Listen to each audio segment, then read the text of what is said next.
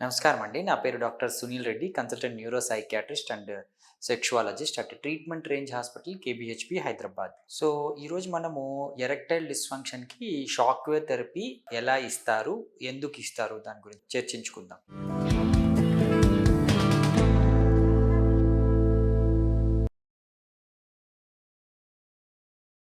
Basically అంగస్తంభన లోపాలంటే ఏంటి?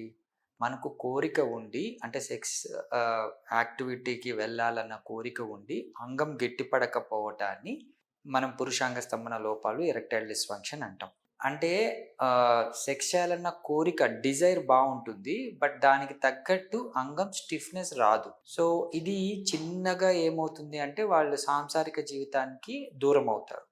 So, దాంతో basically లో మూడ్ డిప్రెషన్ ఉండటం కానీ, యాంగ్జైటీకి వెళ్ళిపోవటం కానీ, ఇలాంటి మానసిక లోపాలు కూడా వస్తాయి.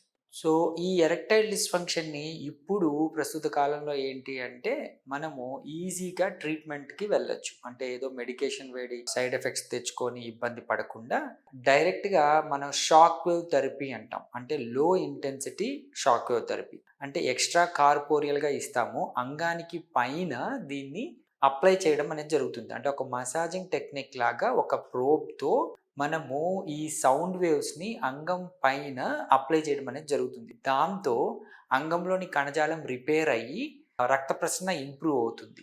దాంతో మన కోరికలకు తగ్గట్టు అంగం గట్టిపడడం అనేది జరుగుతుంది. సో, ఎరెక్టైల్ డిస్‌ఫంక్షన్ ఈజీగా కరెక్ట్ అవుతుంది. ఈ షాక్ వేవ్ థెరపీకి ఎటువంటి సైడ్ ఎఫెక్ట్స్ లేవు.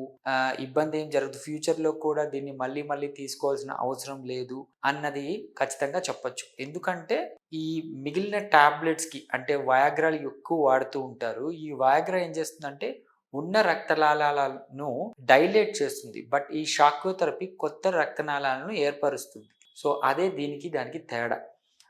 బట్ దాంతో సైడ్ ఎఫెక్ట్స్ ఉంటాయి. ఈ షాక్ వేవ్ థెరపీతో సైడ్ ఎఫెక్ట్స్ ఉండవు.